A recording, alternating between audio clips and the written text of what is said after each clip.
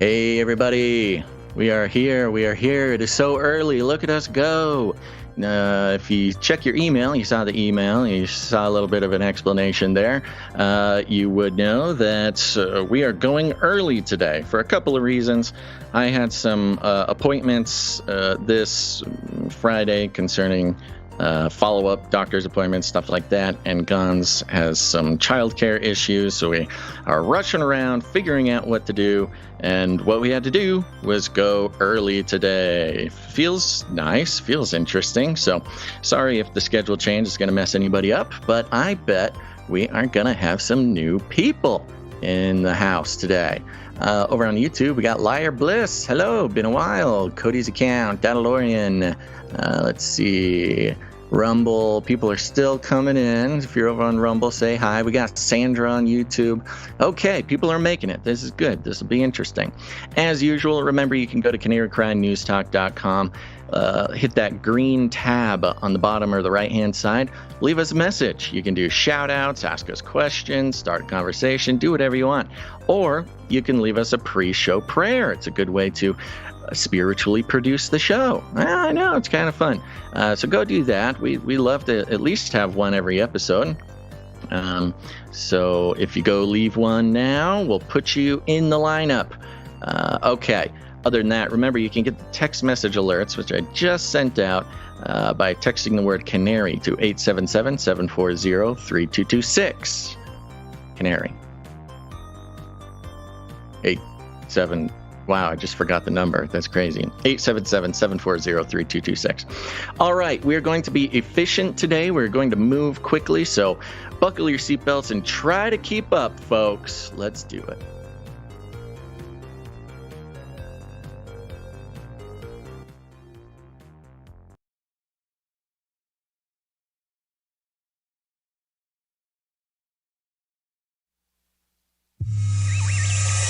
The world is getting crazier. People are acting more and more insane. The end of the world is tomorrow. Tomorrow. There's only one thing to do when the world is falling apart. Listen to Basil and Gonz as they discuss this week's news and events through the lens of Bible prophecy. You are listening to Canary Cry News Talk. You're listening to Canary Cry News Talk. Today is August 23rd, 2023. This is episode, we are live to tape on episode 658. And today, Truther in name only. Dun, dun, dun. And signing on from off the grid, Razzle Dazzle. I'm your best buddy, Basil, and you are not crazy. And my name is Gons, director of the Age of Deceit Films, your favorite Asian provocateur for Christ, live to tape from California. Babies are here. It's stinky. There's poop. Oh. But we're here to bring you the best news. The gospel message of Jesus Christ while reporting the egregious with a well-rounded, biblically grounded take on world events. And today's immersion phenomenon, TINO, it's in the title. Truther in name only. Love it. Mm-hmm. Okay, well, we are live a little early here, but of course that doesn't matter if you're listening to the podcast version. This is going to be a very efficient show. And everybody is going to be very impressed with us. So get ready. We're going to blow your socks off. But before that, Gons, let's go ahead and get that disclaimer out of the way. And I will just mention, right before I play the disclaimer, I had to reconfigure my setup. So there are certain things, especially for live viewers, some things may not work as it's going to be funky planned. But hopefully efficiently funky. Yep. But here's a disclaimer. It's time for a disclaimer. Now listen up, YouTube. That's right. And just for all the content moderators and censorship managers out there, be they robots or humans, everything you hear on this show comes directly from the mainstream corporate news media. We do not claim to be experts on healthcare, geopolitics, military strategy, corporate law, or the moral and ethical implications of any of these topics, nor do we implicitly or explicitly support or subscribe to any sources or narratives containing misinformation, disinformation, or malinformation, as defined by the Department of Homeland Security. We're good boys. All right, YouTube, we're good boys. That's right, we're good boys. Don't get it twisted. All right, Gons, let me give you a rundown. Oh, look, here's Basil. Let me bring you up to speed.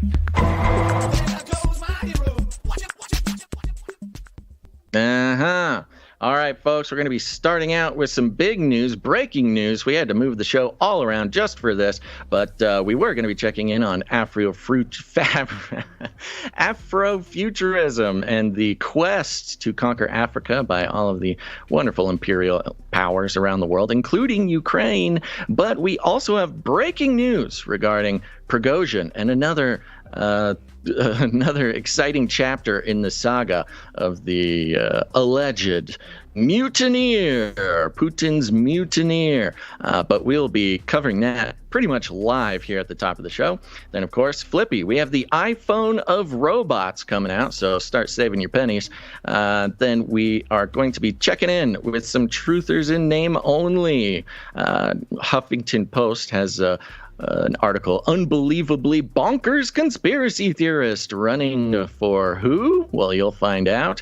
And then we'll be doing a light check-in on Vivek Ramaswamy. Things keep happening there. I mentioned a couple episodes that he's making waves. He's doing well for himself, and we will be investigating. And that'll be it for today's show. And everybody can go off and meet at Denny's for lunch. But first, Gons, our breaking stories. Breaking and lead story, I suppose? Yeah. What shall we do? All right, Gons. Well, this also has to do with Russia and Ukraine, if you didn't know. Oh, yeah, that's right. Russia, Ukraine, which I normally have jingles ready for Russia, Ukraine, but they're missing. Wow. They're missing. Oh, no problem. No problem. We'll just keep moving. So there's been some things going on in regards to Africa and the superpower struggle. It seems Africa, since we've pointed it out a couple of years ago, the continuation of the preparation of Africa for who knows what, probably some sort of utopia for the imperial capitalist system to woo the Africans into giving up more of their resources and control of the continent. It's the last great frontier as far as that goes. But also, we've seen Putin. We've seen Zelenskyy for some reason. We've seen everybody trying to get in on the Afro-Futurism game. Of course, China is included in there as well.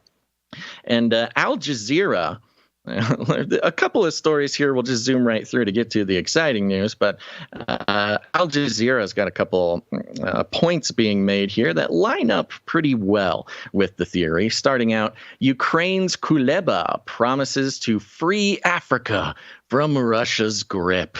Says here, Kyiv intends to invest significant political capital to deepen ties with African countries, Ukraine's foreign minister Dmytro Kuleba has said, in a bid to counter Moscow's influence on the continent. Quote, "We are starting from scratch in Africa. This continent needs systematic and long-term work. It's not something that happens overnight." Kuleba said in an interview with Agence France Press on Wednesday in Kyiv. This was last week. I wonder why they need systemic help over there in Africa. I wonder what people have been corrupting the system systemically over in Africa. Exactly. And as we've seen recently, there are some African countries that are sort of bending the knee to the European/American techno-utopian plan when it comes to, CBDCs, vaccine passports, things like that, notably Nigeria. Mm-hmm. However, there's been a number of countries who are sort of turning their back on the West out of recognition that it hasn't worked out too well for them in the past. Now, we know that Russia, the United States, and China have been sort of battling over influence. But why would Ukraine, a tiny country, sort of politically insignificant before this war, be interested in expending any sorts of resources whatsoever to help rehabilitate Africa or help, pull Africa out of poverty or whatever it is they think that they're in? Ukraine getting involved in this process makes absolutely no geopolitical sense, with the exception that they are sort of a vassal state of the United States. I was going to say, fighting a proxy war. wash, to launder whatever's going on with the U.S. But Yeah, also the New World Order for Ukraine. Fight for Ukraine. New world order. right. And of course, it needs to be mentioned that the whole grain shipment thing, the Yeah. grain embargo, pretty suspicious the way that whole thing went down. And as we know for a fact, been reported that weapons that have been sent to Ukraine are now by the U.S. and by the West are now showing up in Africa. Just happens. These Western provided weapons to Ukraine showing up in Africa, most likely through grain shipments that Putin, has now tried to block. Showing up in Chad, the Chad Lake Basin, which happens to be right next to Niger, where the coup just happened. And there's some sort of revolt where people are marching through the streets chanting "Long live Putin." So there's a whole lot of stuff going on in Africa. Another interesting story from Al Jazeera here to connect these dots came out again. This was last week. Wagner boss posts first video since Russia mutiny. Hints he's in Africa. Russian mercenary chief Yevgeny Prigozhin posted his first video address since leading a short-lived mutiny in late June, appearing in a clip possibly shot in Africa that was released on Telegram channels affiliated with the Wagner group. And so for the first time since the mutiny, of course, we know he was sort of banished to Belarus, but then it seemed what a Russian mercenary group would need to be operating in Africa. Oh, I don't know. Maybe it's part of a bigger plan. And other reports mentioned that Prigozhin is actively recruiting mercenaries in Africa. In fact, on this video, the end of the video has a phone number that you can call to join the PMC, to join the Wagner group in Africa. So obviously big plans going on. Africa seems to be the next stage being set for whatever, geopolitical military strife we're going to see.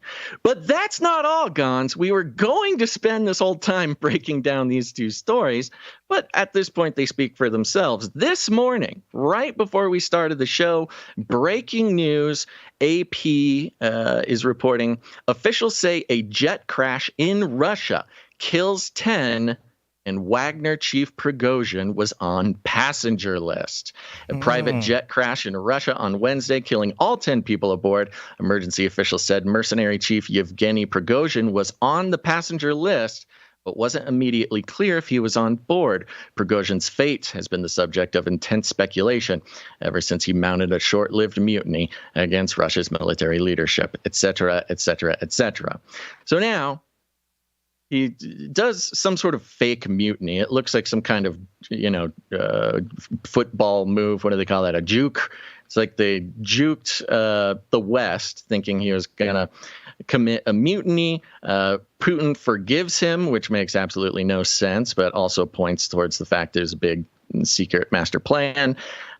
He goes to Belarus for a month or two, and then shows up in Africa, recruiting more mercenaries. And then today, allegedly, one of his private jets filled with 10 people, his name is on the passenger list, was seen falling out of the sky over in Russia.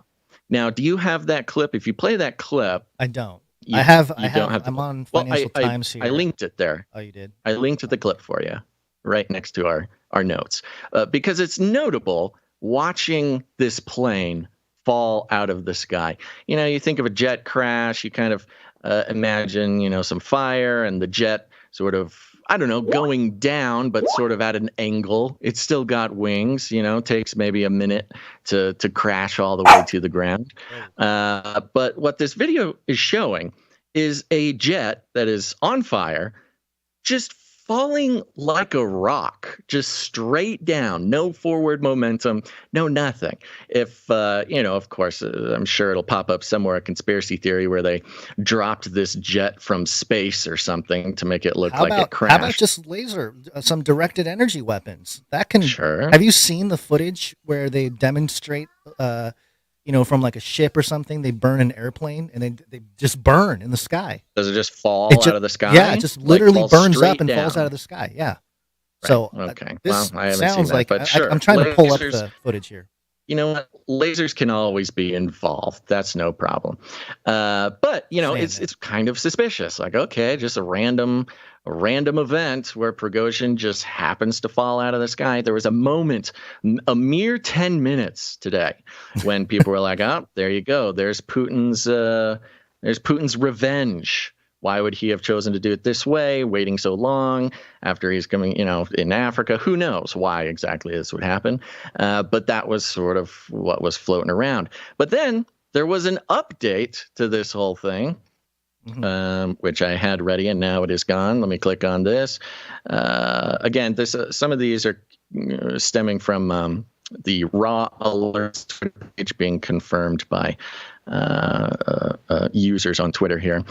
Russian rescuers discovered bodies of 8 individuals at the crash site. So they're missing 2 bodies.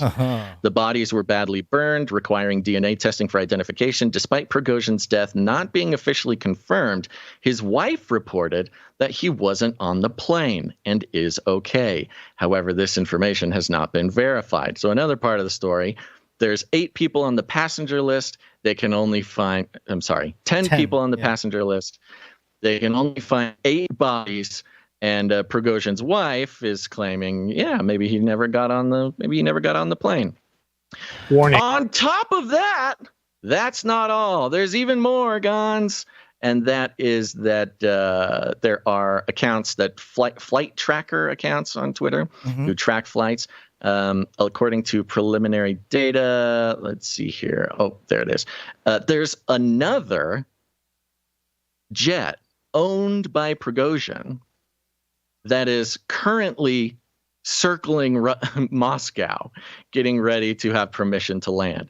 So, it's kind of like a Air Force One, Air Force Two. Which plane is he on? Which one? Oh my gosh! Two? Sorry. Whoa! Sorry. There's things here that a lot of technology. Okay. No, we understand. Yeah. We understand. But so it's possible that he got on the other plane, or there was a decoy plane or something. Very exciting international news, especially if you're interested in this hot dog man, Prigozhin, and the strange sort of theater getting put on by, well, we don't know who. Maybe Putin, Prigozhin working together.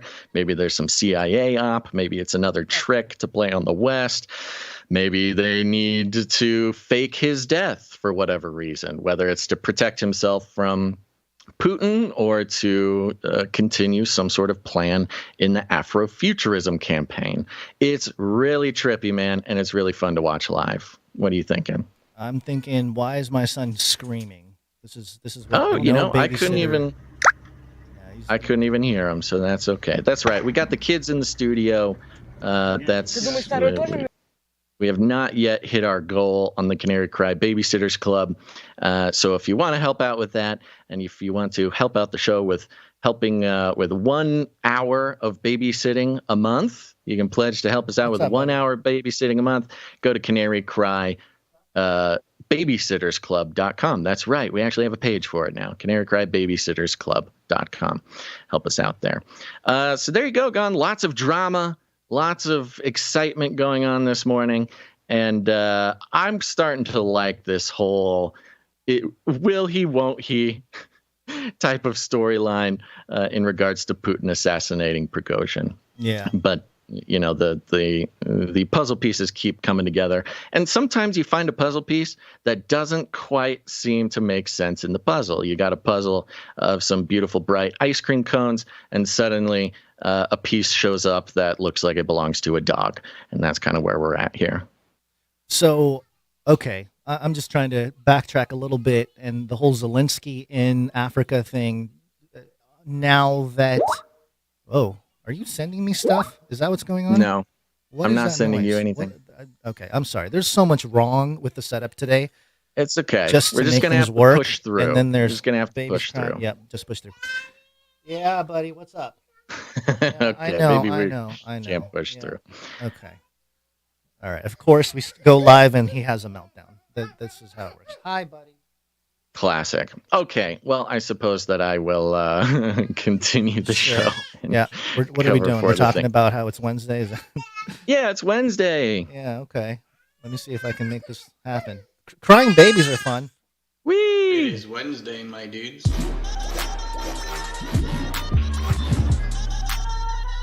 Wednesday. Wednesday. Hey guys, know what day it is? It's Wednesday. It's time for the Canary Cry News Talk. Yeehaw! Wednesday, my dudes. It is Wednesday, my dudes. That's right. It's Wednesday. It's a weird day, folks, for so many reasons. You know, I think, I forgot to mention, one of the trippiest things about the Prigozhin plane crash is it happened the episode after we reported on the FLIPPY in space. Luna 25, the Russian lunar lander that smashed into the moon, got totally destroyed, or quote unquote ceased to exist. And, we always look at those space-related events as a way of, messaging plans in plain sight. And does the Lunar 25 crash have any connection to messaging the foreboding crash of Prigozhin's plane? I don't know. Maybe. Is Prigozhin represented by a cute little robotic arm that was lost in the Luna 25 crash? I don't know. Maybe.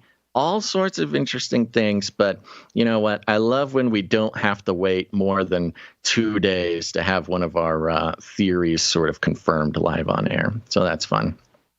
But today is Wednesday. We got the kids in the studio. We got all sorts of exciting things happening. We are being incredibly efficient today, Gons. Are we? So, yes, we are. So we're going to jump right in. We're going to cruise through thanking some producers because that's a very important thing to do.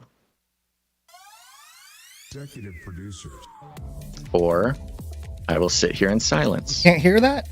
No, it didn't come through. Oh. Didn't come to me, at least. Well, that's fun because Okay. everyone else can hear it. Oh, good. Okay, well, as long as everybody else can hear it. Did you not hear the intro song today? I heard the intro song. Some jingles I'm hearing, some jingles I'm not hearing. That's and I weird. don't quite have a pattern for that yet. Okay. But yeah, folks, we're on the value for value model, which means we don't take any money from corporations, commies, or cartels. No, we're entirely funded by people who get value from the show. We think it's a biblical concept. It seems to be a more natural concept. Instead of letting corporations and their necro-capitalist ways keep podcasts alive, even when they're not bringing value to human beings, there's a better way. It's we create as much value as we can. If you get any value, you're under the understanding that, hey, this show can only exist when producers are putting value back in. And who are the producers? That's you. And what's the value? It comes in your time, your talent, or your treasure. It's not just all about money. You can get involved with many of our projects. Many producers do help us with their time or their talent. If you're an artist or a musician or something, you can create something for the show. Lots of ways to get involved. And here at the top of the show, we want to thank our executive producers, and we'll also just go right down the line. It's a short list today, so we'll be thanking people who supported us financially. And remember, this is not just some sort of practice in vanity or stalling or something. These are the people. These are the people that we should all be grateful for keeping the show going. And I'm ready to thank them if you are, Gons. Yeah, and just real quick, there was something that came across my mind the other day when I was thinking about the producers and the value for value model and how we've been operating on it. And, it's not the producers of the show. Yes, they are supporting the podcast itself and all that kind of stuff. But I realized also that my ability to actually be present with my children is thanks to the producers. The time that we're not live and we're not working and stuff like that, I can be with family because of that. So you guys are doing way more than just producing a podcast. You're actually helping You're me raise producing children. Gonz's fatherhood. Yes, you are supporting. Isn't that nice? You're supporting a fatherhood, and I'm very grateful for that. So thank you. Isn't that nice? Yeah. Yeah. Okay. Well, we got some executive producers here to thank, and Okay. we are going to thank them profusely. Are you ready? Ready. Okay. Let's start out with executive producer Adam V. Adam V. Ooh. Yes, Adam V coming in, executive producer Adam V. I'm not sure if I've ever seen Adam V's name before. I did not receive a note or anything, so I don't know if there's a demooching in order or anything. But Adam V comes in like a hero and produces the show today for $333.77. Oh my goodness. Whee! But also That's godly. right. Fun number Yeah, too. He good really number. sent it. We appreciate that very much, Adam V. Yeah, thank You know you. what? I love when people, I love when the Lord is blessing producers and the producers. I know a lot of people would produce the show if they had the ability, if they had the resources, if they had the, everything like that. And whenever we see somebody producing or executive producing, part of me is grateful, obviously, that they decided to produce the show and that we're bringing value to their lives and that they're putting value back in. That's very meaningful. But it also means that the Lord is blessing Adam V. I love it. Yeah. It's great. It's circular. So thank you very much, executive producer Adam V. Where'd you find this? Did you hear that? Yeah. I heard it. The Good. Spirit Man Lives on YouTube says that's a boss move, Adam. You hear that, Adam? That's a Definitely. boss move, buddy. Good job. All right. Thank you for that. We also have a wonderful executive producer who came in again, I think second time for this week, and we really appreciate it. That's executive producer Felicia D. Felicia D. Yay. So is she Thank on you a very streak? much. I don't think so. I don't think there's a streak going, but Felicia D, obviously, such a wonderful, consistent executive producer. Yes. Came in with a nice round number, which means we will not disclose it on the air. Little tip for everybody who produces the show: if you support with a nice round number, that's you telling us. Don't worry disclosing the amount. But if you don't mind us disclosing the amount, make it something funky, a funky number, kind of like 33377, something like that. So thank you very much, executive producer Felicia D. Where'd you find this? Yeah. Thank you very much. And remember, you can executive produce the show. Well, you can produce the show in all sorts of ways by going to canarycry.support. I'm just going to run through the whole list, Gons, because it's not very long. Won't take more than a second. Sure. Okay. We also have some producers who came in, like Sir Darren, Night of the Hungry Panda, comes in for 1111. 11. Thank you, Sir Darren. Furf says, pro tip, Baz, cue the Home Depot music. I don't know what that's in regard to, but I do love the Home Depot music. And if I didn't think we'd get a strike for copyright, I would play that pretty much underneath the entire podcast. But Sir Darren, Night of the Hungry Panda, says, let's go. It is Wednesday, my dudes. It is. Does he want the Wednesday, my dudes jingle? That's We used to usually do that. Okay. Usually what that means. Wednesday, my dudes. Okay. Yeah. Next up, we've got producer Malik W. comes in for a pocket full of sevens. He's on a 10-episode streak. Malik W. on a 10-episode streak. That's fantastic. Yeah, thank you very right. much, Malik. Malik see is you. on a roll. I think I saw him in the chat earlier today, too.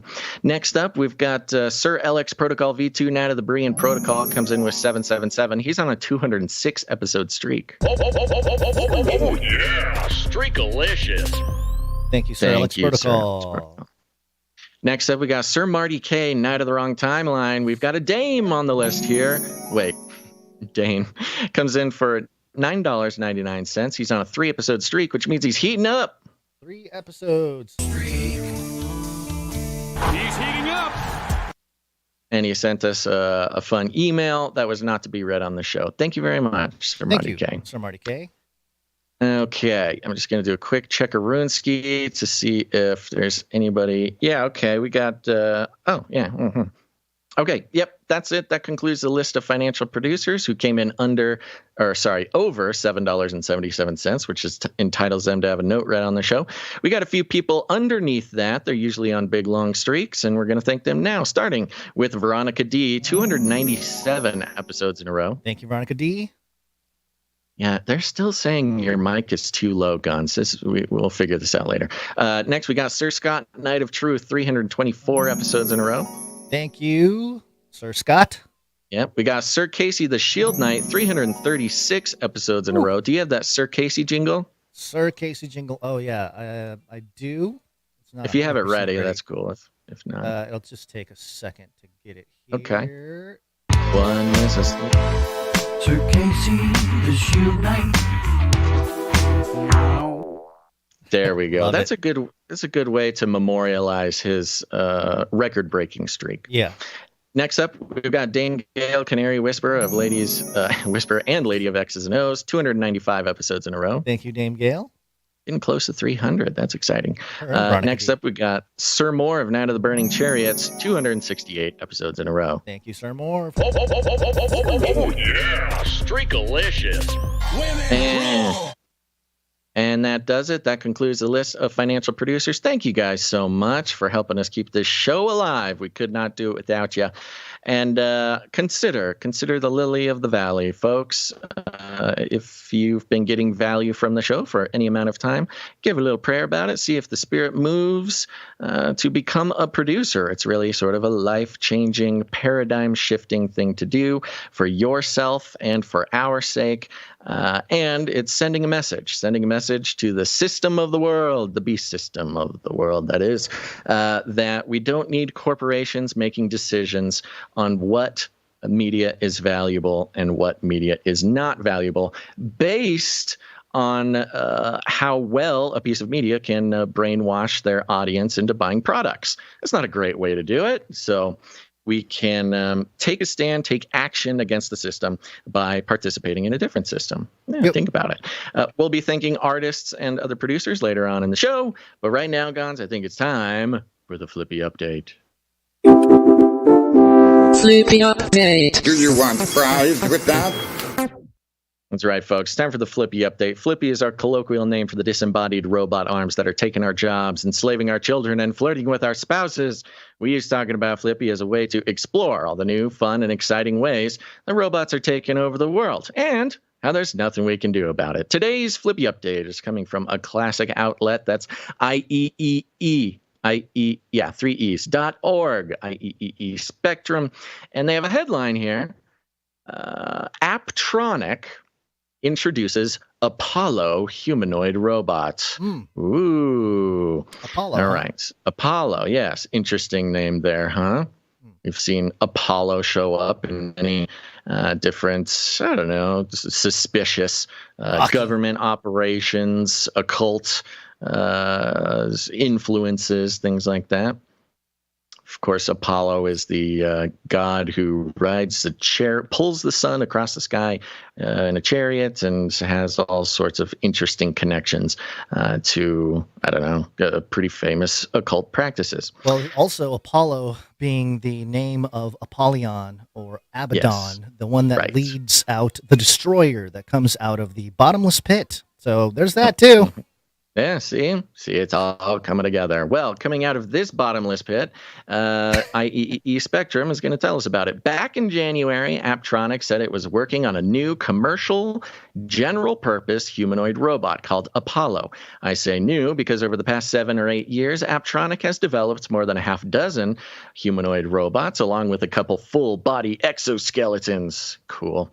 But as the company told us earlier this year, it has decided that now is absolutely, definitely, for sure, the time for bipedal humanoids to go commercial. Oh, wow. Absolutely, Okay. Definitely, for sure, Gons. Absolutely, definitely, for sure. I don't think I'm that sure about much. Other than my faith, sure. I mean, that is this. They're really Exactly. Laying it They're thick. very positive. Today, Aptronic is unveiling Apollo. It says the robot is, quote, designed to transform the industrial workforce. Sorry, industrial workforce. You're getting transformed. And beyond, in service of improving the human experience. I love the messaging around this. It's not just like, oh, this will help, save money on manufacturing. Oh, this will help, take care of, do jobs that humans don't want to do. Oh, it'll, this kind of stuff. It's no, this robot will improve the experience of being a human. No human has ever had a better experience of living as somebody with an Apollo robot. It will first be used in logistics and manufacturing, but Aptronic promises, Gons, quote, endless potential applications long-term. Endless. I suppose that's true with any technology, any app, any device you can have. You can say that it's got endless potential applications long-term. Because of upgrades and whatnot. You go out far enough in time, infinity is a long time. Still, the company must make it happen. It's a big step from a prototype to a commercial project. The biped that we saw in January was a prototype for Apollo, but today, Aptronic is showing an alpha version of the real thing. The robot is roughly human-sized, standing 1.7 meters tall and weighing 73 kilograms, with a maximum payload of 25 grams. It can run for about 4 hours on swappable battery. Now, when I first read through that, and it said it can run for about 4 hours, I thought they're saying literally run, which that would be crazy. Which stuck out because part of Elon Musk's comments about why his robots won't take over the world and won't kill your family and won't enslave humanity is because they are slow. They won't be able to run. Right. So when I hear somebody making an army of running robots, I'm like, oh no. That can run for 4 hours. Yeah, they can outrun those Africans that run and hunt for food. Right, the long distance runners. Yeah, the company has 2 of these robots right now and is building 4 more. Wow, 6 robots, Guns.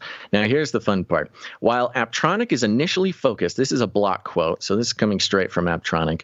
While Aptronic is initially focused on case and tote handling solutions in the logistics and manufacturing industries, Apollo is a general purpose robot that is designed to work in the real world, where development partners will extend Apollo solutions far beyond logistics and manufacturing, eventually extending into construction, oil and gas, electronics production, retail, that's interesting, home delivery, elder care, and countless more. So it's Apollo, the everything robot. And it continues, Apollo is the iPhone of robots, enabling development partners to expand on Aptronic, develop solution, and extend the digital world into physical world to work alongside people and do the jobs they don't want to do. So what they mean, they go further into the iPhone of robots. The iPhone of robots analogy is referring to the fact that Apple created iPhone, but it also created the App Store. And with the App Store, you opened up a world of possibilities, meaning anybody could build an app and make it available on the phone.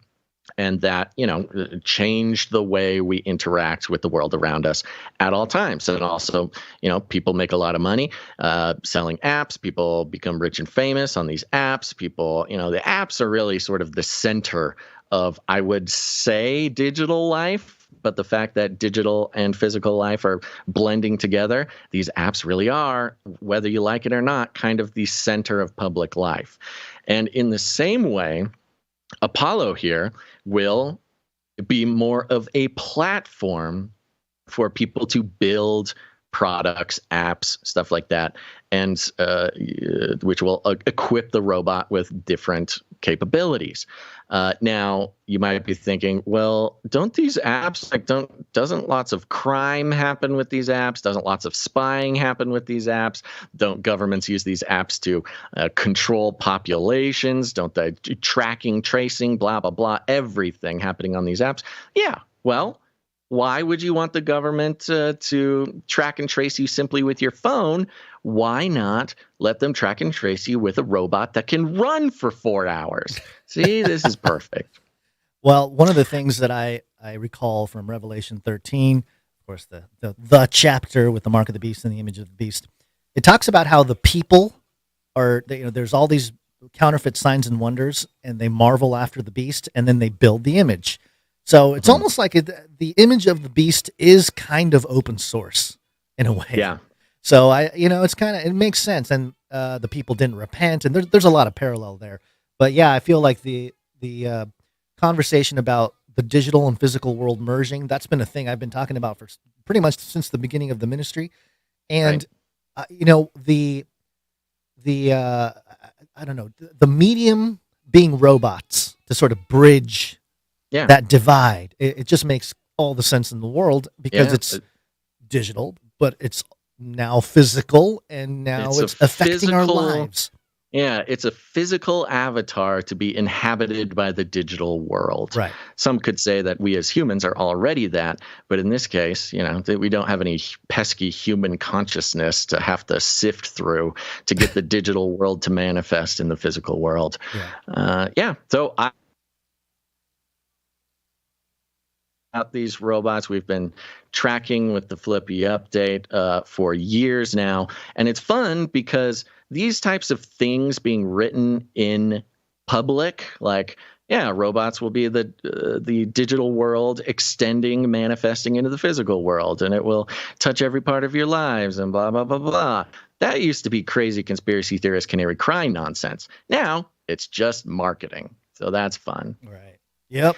And that is your FLIPPY update for the day, Gons. Okay. Well, let's because we moved a couple things around here, I'm going to go ahead and let's do this real quick. Poly. It's Latin for many. Tick. They'll suck your blood. Politics. This is the United States of America, for God's sake. Got hairy legs. Got hairy legs. This is not about freedom or personal choice. Got hairy legs. Hairy. Got hairy legs. Hairy. COVID. Just want to do a quick thing on Joe Biden. He did visit Maui, and he was there. And I don't have the video, but I do have the audio of part of Joe's speech, which did not go great. I don't want to compare difficulties, but we have a little sense, Jill and I, what it's like to lose a home. Years ago, now 15 years ago, I was in Washington doing Meet the Press. It was a sunny Sunday, and lightning struck at home on a little lake that's outside of our home, not a lake, a big pond, and hit a wire and came up underneath our home into the heating ducts, the air conditioning duct. To make a long story short, I almost lost my wife, my 67 Corvette, and my cat. But all kidding aside, I watched the firefighters. Okay, I mean, not great. Don't talk about your 67 Chevy or whatever, Corvette or whatever. He has this obsession with trying to convince everybody that he's just like us, and repeatedly, it comes across as, just completely brain dead is what it is. You're standing in front of a crowd of people who have all lost their homes and their loved ones, the lowest part of their entire lives, and you're joking about how you almost lost your Corvette and your cat in a thunderstorm once, and you could tell the audience was not responding. No, all kidding aside, all joking aside, like, oh, that was a joke. I thought you were telling a story, Joe. Yeah, why is it a joke? you can tell he was off script too. Oh, you can, he just thought that this would be a thing to endear people to him. That was not written. Nobody approved that. Again, just another instance of Joe Biden thinking he's much more clever and likable than he actually is. Yeah, and just as a touch point here, Washington Post was being mirrored by Yahoo News after the blaze, coping with firebrain. Yeah. Talk about mind control. Mind control weapons. Yeah, this was interesting. It reminded me of long COVID, where it's like, oh, this disaster happened, and look, it's having long-lasting effects that are so mysterious, and nobody understands why. They're basically saying that just about being in a fire. They profile a few different families who have been in different fires over the years, and they're putting this all, of course, in the context of the Hawaii fire, that people who have had fire experiences, I guess, who have been victimized by fires, I don't know, sure, are affected by a long-term sort of psychological disease called fire brain. And, honestly, you read the words and it just sounds like long COVID. You got your cognitive problems. You've got some, and they try to say that it's the kind of a mix between PTSD and breathing smoke and stuff like this. But they are, sort of, it's not quite officially in the medical books, but this is kind of how it starts. Yeah. Sort of a branding campaign for something that they can make into some sort of story. And I think Firebrain, is just sort of a descendant of this practice of inventing diseases for people who are in tragedies for whatever reason. But I think firebrain is caused by climate change. So this is another disease that is being brought upon the public by climate change. So fits into that whole plan as well. It sounds like Joe had some firebrain, a little trauma from the lightning that struck the lake and then almost burned his cat, his wife, and his Chevy or Corvette. I keep saying Chevy, but I think he said Corvette, right? Yeah, it's a Corvette. Yeah. Well, anyway, I think it's interesting, and I think the trend here, more than just because long COVID, there are, obviously there's a large psychological component, but there's at least allegedly some physical components to that, right? Like your cold doesn't go away or whatever. But with they don't know. I mean, people have messaged us. I'll let the point stand, but that's the thing with the long COVID is it's not also a bunch of professionals who are saying, yeah, it's just kind of psychological. Right. It's mostly psychological, which that's the trend here, which is, any kind of psychological after effect from anything is now some kind of, playbook in the medical world. And maybe you can, psychiatrists can make a buck off of it. Psychologists can make a buck. It's just another thing to diagnose. To get the whole industry to make more money. Another product for the industry. Right. So anyway, just keeping an eye on that stuff because it's it's always interesting to catch this kind of stuff. And we're not the only ones. I'm sure people are sharing it all over the place. But let's get on with some more politics here. Did I already play the politics jingle? My mind is so all over the place today. Yeah, you did. You got firebrain. We got firebrain. I got firebrain. Yeah. All right. Let's talk real quick about some politicians. Now, today's episode is titled. We changed the title to the actual words that make up the acronym TINO. So we got Rhino, Republicans in name only. I saw PINO or Pino recently, politicians in name only.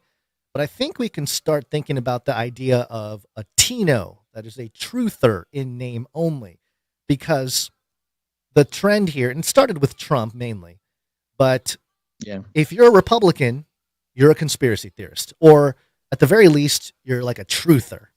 I find that very fascinating, the politicization of truth seekers, just a broad sort of thing, but now it's very specific. I'm going to start with Huffington Post here.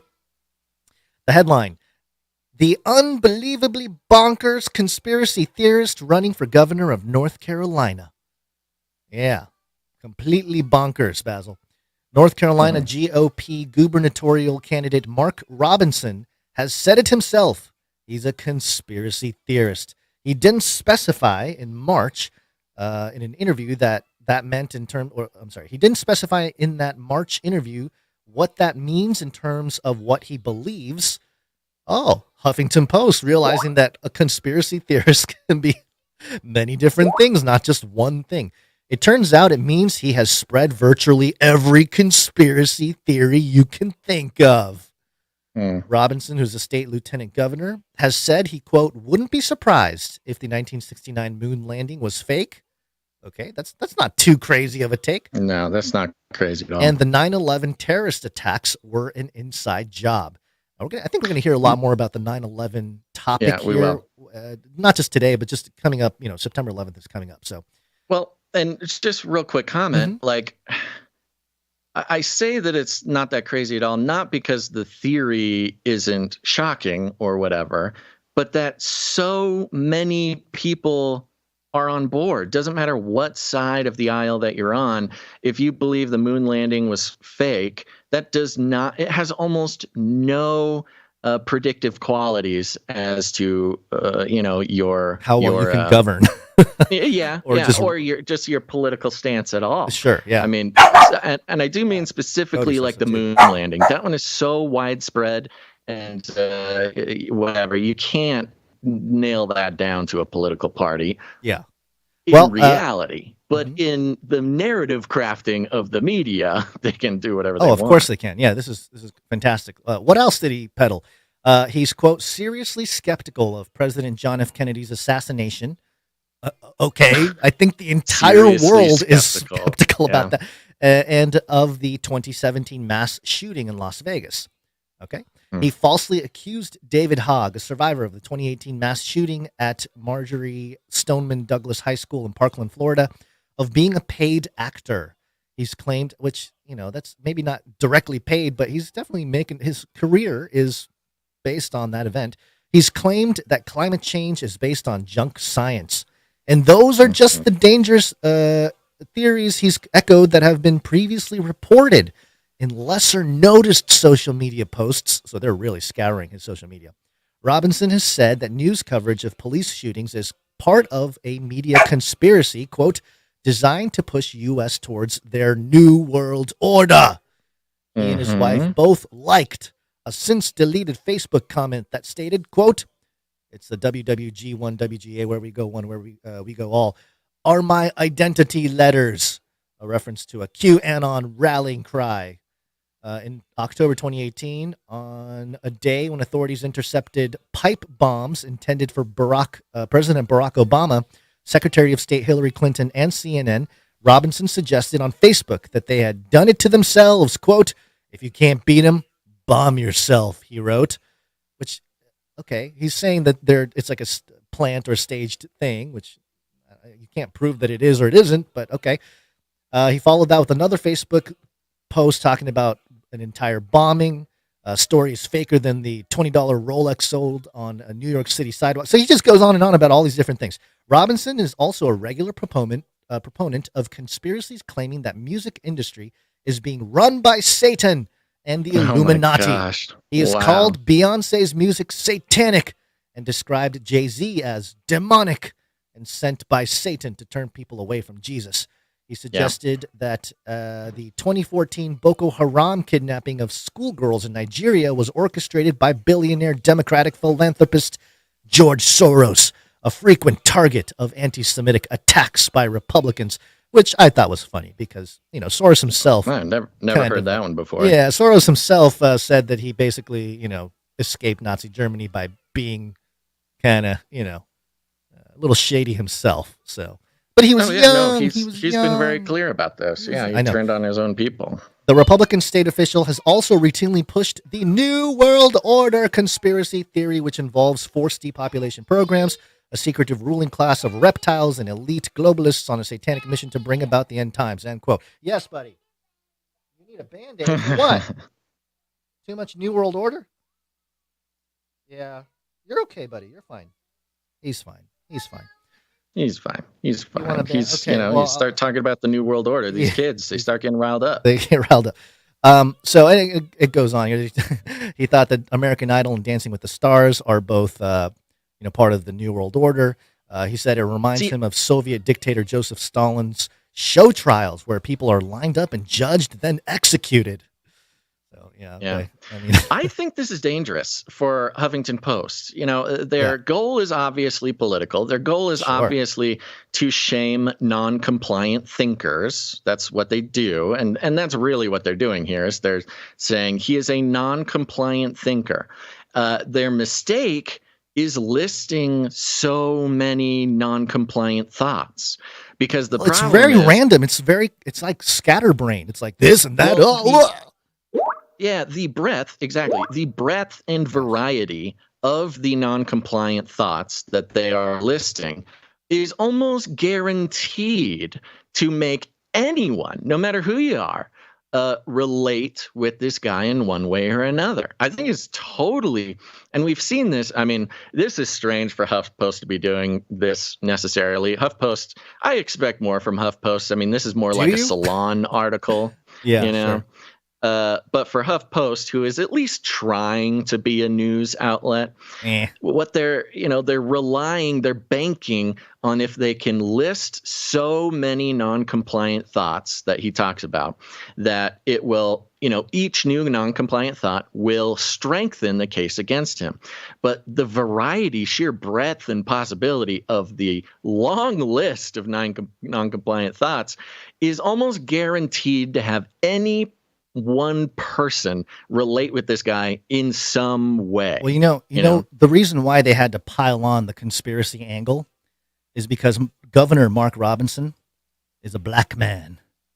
Yeah, he's a black man, and so you can't really do the white national white right thing. So they just lean in heavy with the conspiracy theory thing, which that kind of makes sense if you're trying to attack the other party or whatnot. But that's just an example here. And, it's one of those things where, does it make him, is he lying to get support? I don't know. But it seems to me that he's just got a little bit of common sense, a little bit of a critical mind. And that's fine. There's nothing wrong with it. We want that in our politicians. We don't want yes men as politicians per se. I think what people really like, and you just mentioned it, is to have their politicians have a healthy skepticism of authority. Right. Now that can be abused. You can fake, a healthy skepticism of authority to get people's support, and then act differently. I'll give you an example of that. Just I think yesterday or the day before, Jennifer Lawrence, the Hollywood darling superstar Jennifer Lawrence, came out and talked about, it's so hard to talk about, but there's corruption in our governments. And it's like, where have you been, lady? Like, what are you talking about? You made a whole movie about that. Like, your whole Hunger Games is based on corruption. So it's for her to come out and say that really is telling where the pendulum is culturally, and how, a lot of these people that got a lot of fame in the last 20 years in that sort of liberal soup that we created, especially in Hollywood, now they're all coming out saying, oh, the government's corrupt. And it's like, really? Where did that come from, other than maybe trying to stay relevant in a time when pendulum's swinging? Totally. I like the way Jimmy Dore says it. Jimmy Dore, he's kind of a Isn't he a Democrat? Leftist. Yeah. He's a sort of leftist podcaster guy, comedian, and now has a podcast, very popular. But he's, gets accused of being right wing all the time, and he's like basically a Marxist, and keeps getting, the media keeps branding right wing. He's not Marxist enough. We need super Marxist is the thing. Okay. It's kind of he's like on a he's like a on purist. the Marxist he's like a Marxist libertarian type of weird mix. But the thing he says is, no, it's not that our government has corruption.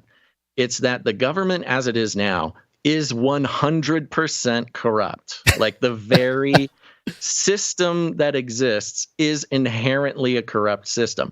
Not that there's some bad apples or there's some, people taking advantage, but that the whole thing is 100% corrupt. And, the media doesn't like that. So they brand him a right-wing extremist. Right.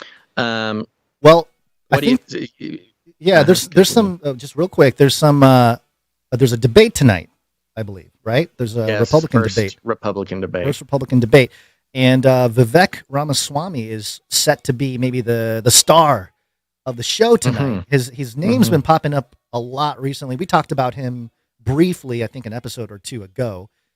He's the guy that the World Economic Forum basically named him as a young global leader, and he was like, "No, I don't want to be a young global leader, and take my name off the list or whatever." They didn't take his name off, so he sued the World Economic Forum and won. Which again, it's a suspicious move, just because, again, if you're trying to gain the trust of the public in this current American climate, the best thing to do is to reject the World Economic Forum. That is sort of the game plan. The game plan. If you're a right-wing conservative Republican, you got to lean into those things, and so to become, you're not even considered. Consider Mike Pence. Mike Pence. Oh yeah. Total milquetoast, run-of-the-mill Republican. Lover, nobody cares. Total representation of the establishment. Nobody cares. Nobody even mentions his name. Yeah. This little Skype thing sound is driving me crazy. But this is the article from The Atlantic that published yesterday.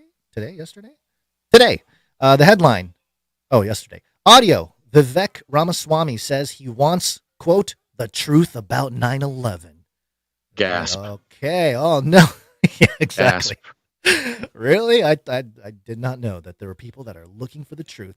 And so real quickly, basically what happened was Vivek was on.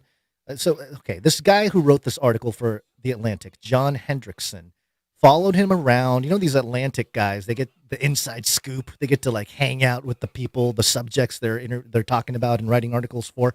So he gets to hang out with Ramaswamy for a few months. And Ramaswamy was on CNN with, I forget her name. What was the lady's name there? Let me find it here. I think it was, I forget. But, man, I'm totally blanking on her name. People were kind of going after her too. Caitlin something or other? Yes, Caitlin something. I forget. She's pretty well known. She's popular. You've seen her on television and whatnot. And here's some of the audio from this exchange, just to kind of get a glimpse of what happened there. One thing that you will likely be asked about on Wednesday night is foreign policy. And you recently said that to protect Taiwan, you would do this. Guess what? We'll put a gun in every Taiwanese household, train them how to use it. That is how you make Xi Jinping think twice. Do you really think that would be a sufficient plan to deter a Chinese invasion if it includes long-range missiles, ground troops, an aerial blockade, a naval blockade? All of the different measures here? Caitlin, of course it's not sufficient. You take that tiny little clip. When I've articulated at the Nixon Library last week, a 1-hour speech with a whole range of deterrents, that is part of it. But I've also said that I would pull Russia out of its military alliance with China. I've also said that we would bolster our partnership with India to be able to close the Andaman Sea and the Malacca Strait. I've also said that we would actually send a signal very clearly that we will defend Taiwan, moving from strategic ambiguity to strategic clarity to say that we will defend Taiwan until we have semiconductor independence in this country. And so, yes, part of this is turning Taiwan into a porcupine. I think exporting our Second Amendment is a relatively free or low-cost way to do that. But I find it laughable that you will take that clip and then put words into my mouth as though that was a sufficient deterrent. Caitlin, with due respect, that's a joke, especially when I've offered as expansive of a deterrent strategy as I have. It's not putting words into your mouth, and it's not saying that you didn't say those other things. It's just saying that you did say that part of your I never effort said when it was comes sufficient. to Taiwan. She is a total joke. Yeah, she's bad. She was like one of the people that hosted one of the debates, I think, last year. I think during the primaries. Yeah, she was the one in the white suit. Yeah. So, to the theme here, this is Vivek posting that clip and Xing, tweeting. I don't even know what it's called anymore. Speaking the hard truth to a female anchor isn't mansplaining. It's the exact same treatment I gave to Don Lemon a few months back. I believe in equal opportunity for all media dishonesty. Watch CNN's hilariously artificial clipping of my Taiwan defense plan last night, when in fact I've offered the most detailed deterrence plan of any candidate in either party. I didn't let the fake media get away with it. Fake politicians, beware. And he really does sound like a truther. He sounds, it's Trump, but it's sort of like packaged better. You know, it's not so belligerent. So, yeah, here's the fun thing about Vivek. He's a billionaire, just in case people don't know. Yeah. He is a billionaire. He's a rich guy. He's a successful entrepreneur. He kind of came out of nowhere for the general public. Most people didn't know about him. Yeah. He popped up last month, and he's riding this very thin line where he's saying things like, we want to export the Second Amendment to the rest of the country. He says we want the truth about 9/11. The big one everybody tries to get him on is, what do you think about Trump? And he's in an interesting situation. While everybody else is competing with Trump, right? You think about, of DeSantis. course, Pence and DeSantis and DeSantis being the big one, yeah. Even Asa Hutchinson or whatever. Yep. They're all taking this stance. They're asked about Trump, and they are giving the impression that they are competing with Trump. Vivek has taken an entirely different stance. He is coming at it under the impression that Trump won't be allowed to run. Whether he's in jail, whether it's indictments, whether he doesn't get the Republican nomination for some reason, while anything. And I think it's a genius strategy. He is coming at it with, look, I'm not competing against Trump. I love Trump. I want to do more Trumpy stuff than Trump did. I'm a huge, I respect the guy. I did nothing but good stuff to talk about Trump, which reads better because he's not going, but the indictments and all the stuff. Right. Yeah. And so his answer is he unabashedly says, yeah, I will pardon Trump. That's what I'm going to do. Everybody else is humming and hawing and won't give a clear answer on whether they'll pardon Trump. He is like, look, Trump owns the base. Okay, you're not going to win unless you can get Trump folks to like you. And so he's unabashedly saying, I'm going to pardon Trump if you make me president, because there's even questions now whether Trump will be able to pardon himself. So at least the narrative is Trump's only chance to stay out of jail is for Vivek to get elected. And he's saying all the right things. He is basically doing a Trump, but just kind of in a package. He still has sort of a mix of likable traits and kind of cringy ones, but it worked well for Trump. Everyone. Yeah, it's sort of a win-win for him. Even if he doesn't become president, he could get scooped up as vice president. That could be a play if Trump does indeed take it as trend is going. So I don't know that would happen, but it's just one of those things where it's interesting to watch. Now again, the notion being here that he is speaking truth, he's defending the Second Amendment, he's saying all the right things that people like us would be very excited about. 9/11. He's pro Bitcoin. He's a pro Bitcoin guy. Mm-hmm. So this article from the Atlantic Audio, Vivek Ramaswamy says he wants the truth about 9/11. Basically what happened was the rest of that interview that we were playing the clip from CNN, the 9/11 topic comes up, and basically Vivek says that they did the same thing. You take a small clip of what I said and you make some kind of weird accusations out of it. Well, this article from the Atlantic is basically saying, we didn't misquote Vivek. Like, here's the quote from Vivek. And it's funny because the quote, the one line that Vivek said that everything is based off of, he said it, like he said those words, but he also said a lot more. And we don't necessarily have to play the clip here. It's a little long-winded. But basically, Vivek is talking about, he's comparing this idea of, hey, 9/11 and January 6th. January 6th, we had feds on the ground. It's the American citizens' right to know how many feds were there, operative, non-operative, whatever, in that event. How many were involved? How many people were involved in the actual breaking in and all that stuff? Right. Similarly, how many intelligence or, I think federal agents is the words he used, were on the plane, on any plane on 9/11. to sort of, make that comparison of like, we should be looking at what the feds are doing to assess whether this was an inside job or whether it was whatever. And the conversation gets a little convoluted because, the interviewer basically says like, hey, there's a difference here. I don't know why you're comparing 9/11 with January 6th, to which Vivek rightfully says, you guys are the ones that actually did that. Remember all the 9/11, this is like 9/11. There's like montage clips of all the news anchors talking about how January 6th is like 9/11. And so, calling that out. So, and he's pushing for transparency. He's pushing for just all the stuff that you would want out of a politician.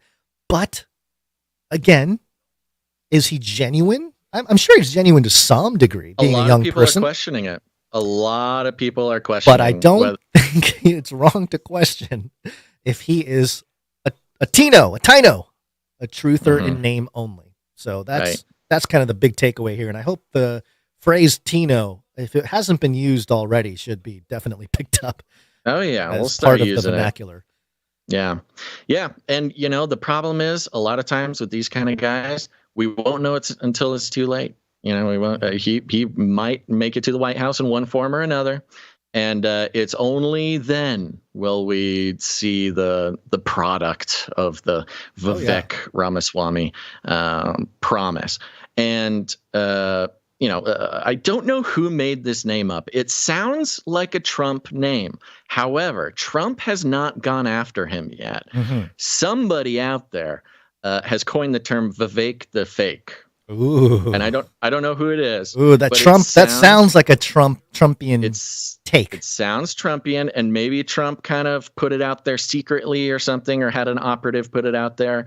But so far, he's kind of stayed in Trump's good graces because of the comments about pardoning him and, his comments about Jan 6 and stuff like that. Listen, okay, so I'm learning more about him. Knew about his sort of anti-COVID stance and all this kind of stuff, anti-climatism and gender ideology, all the hot button issues. He's also a critic of ESG, again, right in line. And you mentioned he was a billionaire. His net worth is $950 million. Might as well be a billionaire. Ooh, so close. Yeah. His wealth comes from biotech and financial businesses. I wonder what biotech companies he's involved in, because that would be very interesting to learn about. His education is from Harvard and Yale, so there's that. Man, he's making me feel old, though. He's 2 years younger than me. Yeah, he's 35, 36. Yeah, and he's often attended the local Hindu temple. His conservative piano teacher gave private lessons. Unabashedly Hindu too. And he mentioned the India thing. Yeah, he mentioned the India thing. That might not be a great thing because they got the Aadhaar, the biometric system over there.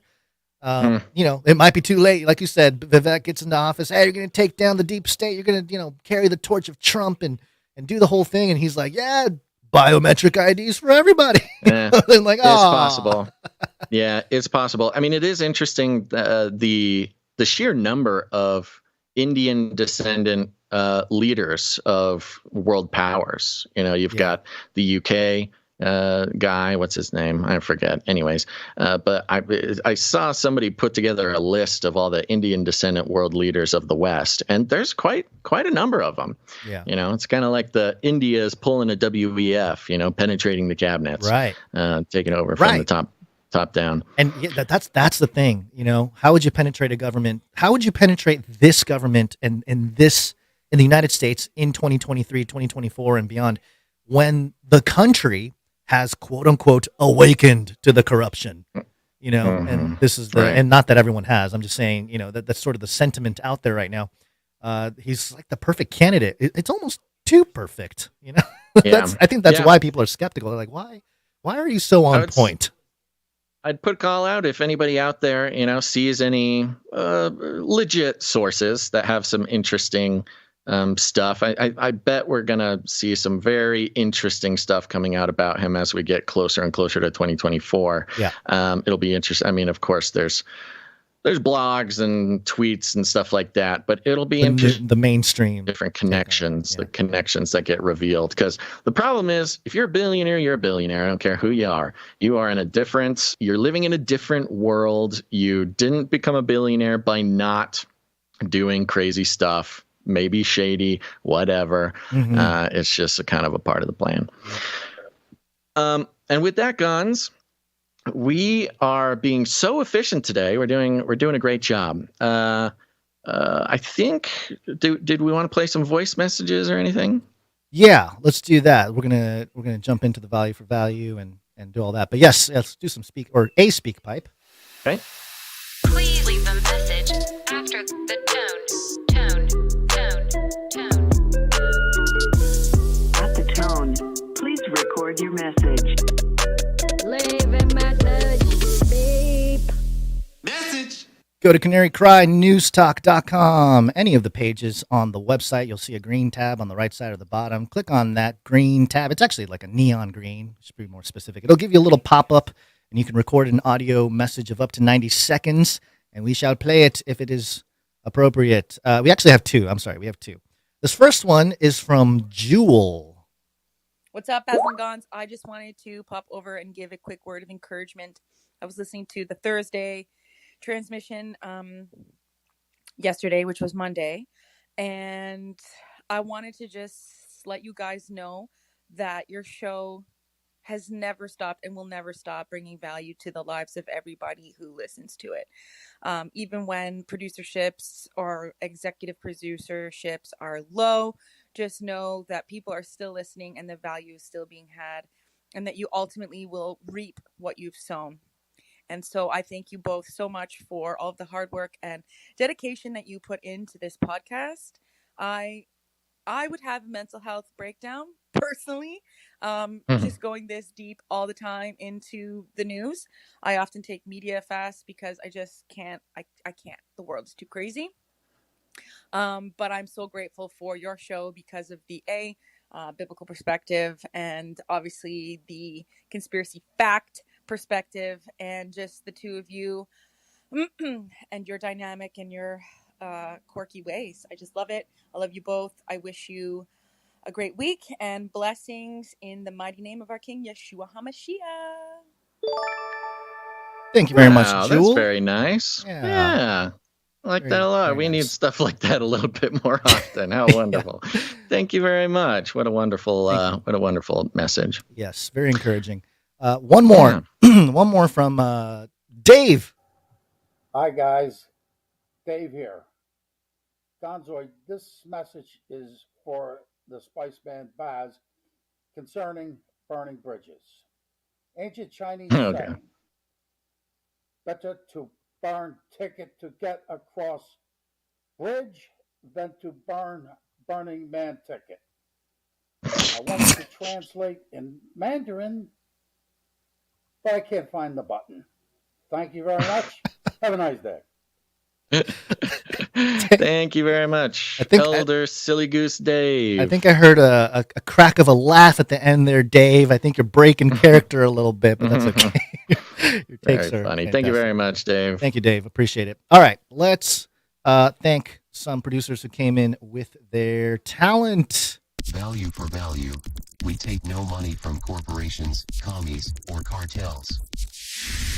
That's right. And one way you can help produce the show is with your talent, and that can help build the culture behind the community here. And it really, I'm planning, I haven't talked to you about it, Basil, too much, but I'm planning to really leverage a lot of the art and jingles and stuff and make it into a, everyone can see you text me fast, Basil, fast. Do it fast. Well, I know. Why would they be able to see that? Because Does it pop up on your you're sending it screen? on Skype, and the Skype chat goes over your face. Okay. Well, good thing you didn't say it like we something. We need to turn that off is what we need to do. But we got to have a way to get messages to each other. Here you start going down some rabbit hole of some No, I'm not going down plan. a rabbit hole. We need to get out of here. Okay. I know. At least you yeah, okay. Anyway, all right. Sorry. Okay. Let's see. What You're happened? going to use the art. Yes. Yes, I'm going to use the art and social media to try to get, a little more attention for the show, which I think a what lot of the unique artists plan. deserve a lot more attention than they get. So, okay, so there's that. What happened to all of my stuff? This is part of the issue here. I have everything ready to go, and it just disappears. Hold on, Oh my gosh! It might be in a different. I'm gonna have a folder. heart It is in a attack. different folder. Okay, I'm not gonna great. make it to my doctor's appointment. Yeah, I know. You'll be fine. All right, first one here from. We're gonna do some audio production. I believe. Is that correct? Yes. No. Yes. Huh? Yes. Audio production.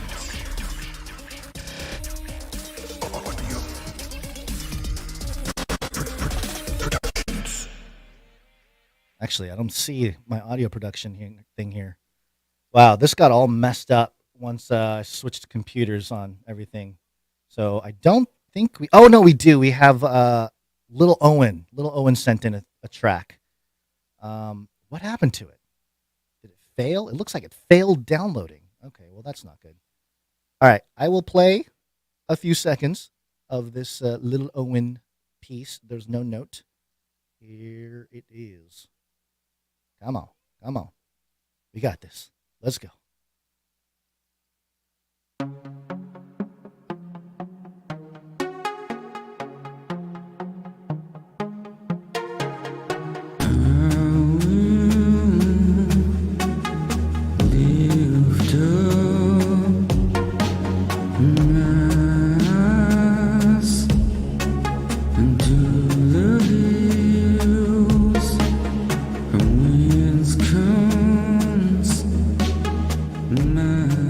Look to the hills.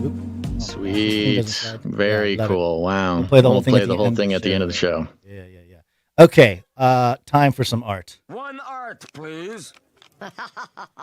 And we have Sir Dove.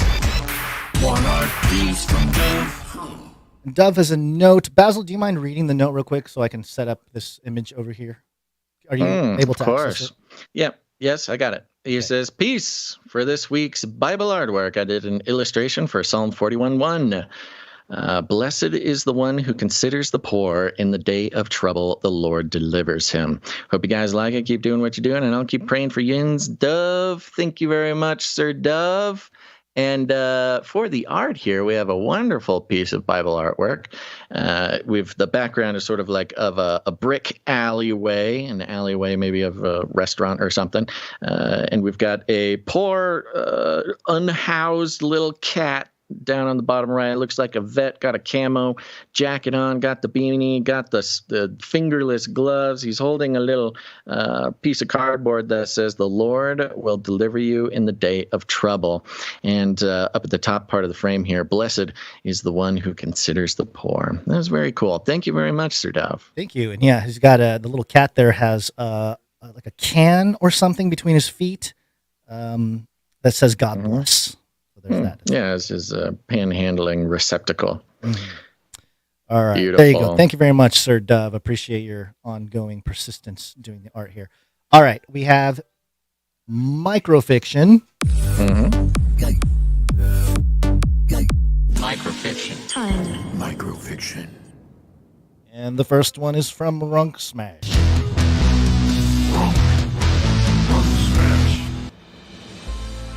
The young man pulls a glass vial from his feathered coat and smashes it on the ground, freeing the vile Strawberry and allowing him to escape as the hideous creature confronts the abominations. He smiles as he bursts through the door into the sun.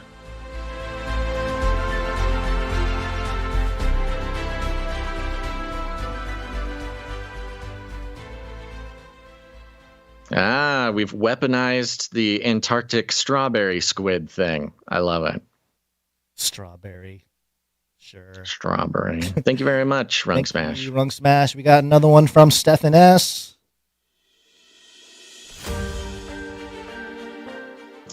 Brandon Lancet shares the link to the article with the comment, "Thanks for the assist." Headline reads, "Huge pharma vaccine reserve wiped out by tornado." Dr. Diablo muses, "And they called it an act of God."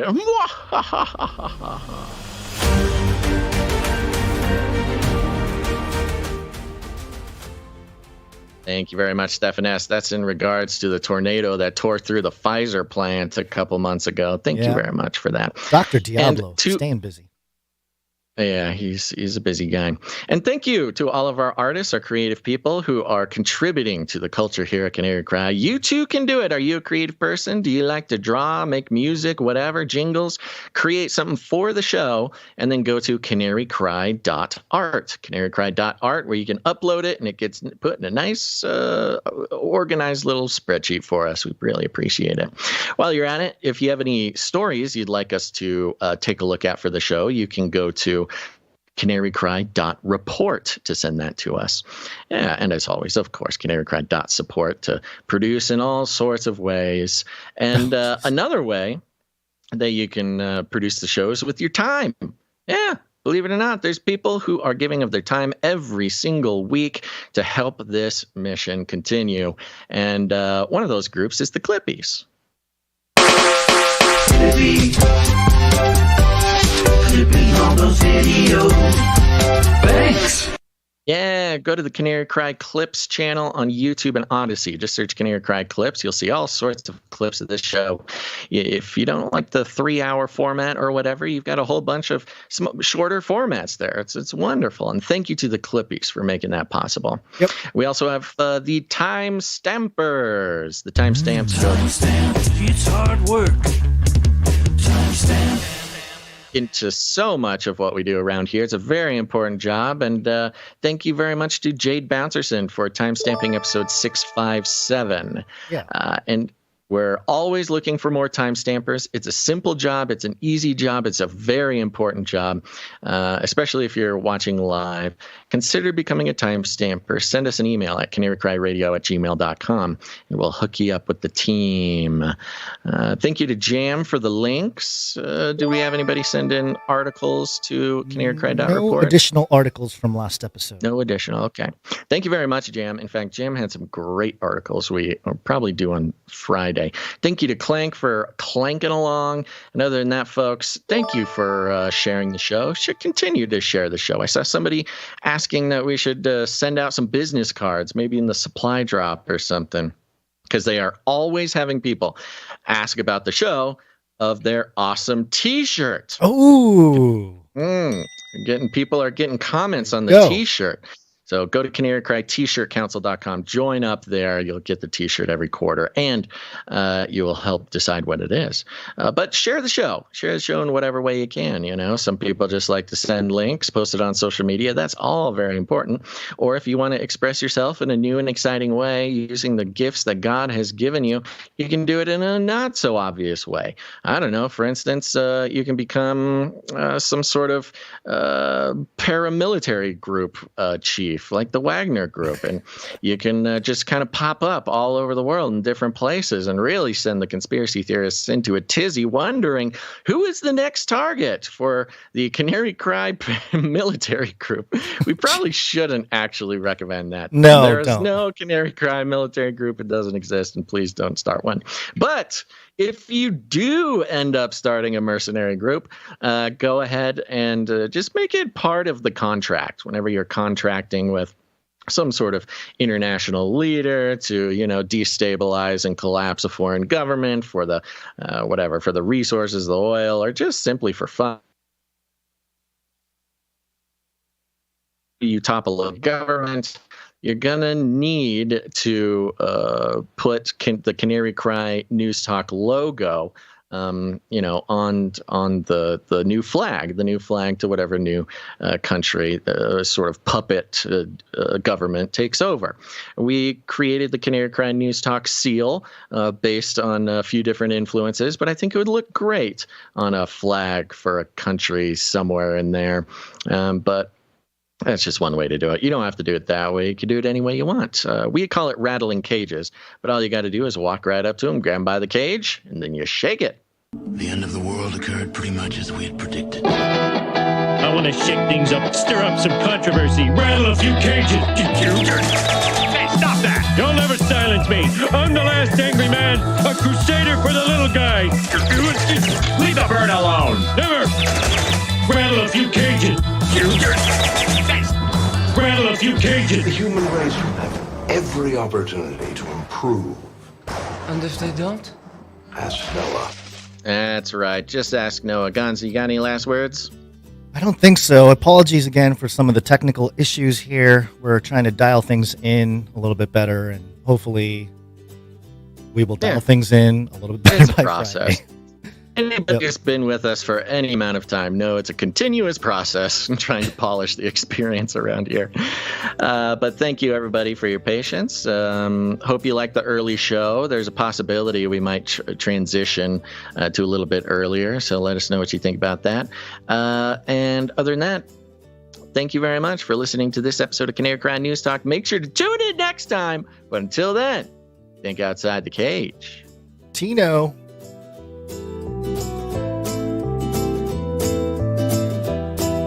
Armageddon's on the way. I've ordered more pills than anyone in the world. They love killing.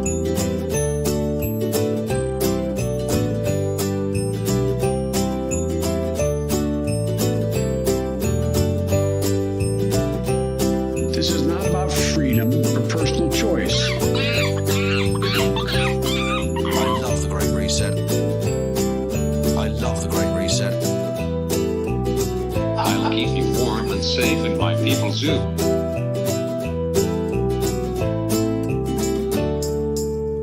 Remember, reality is an illusion. The universe is a hologram. Buy gold. Buy!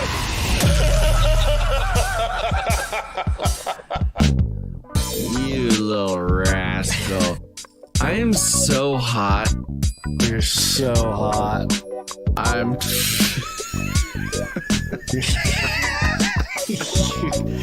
Gons. I am so hot. So hot.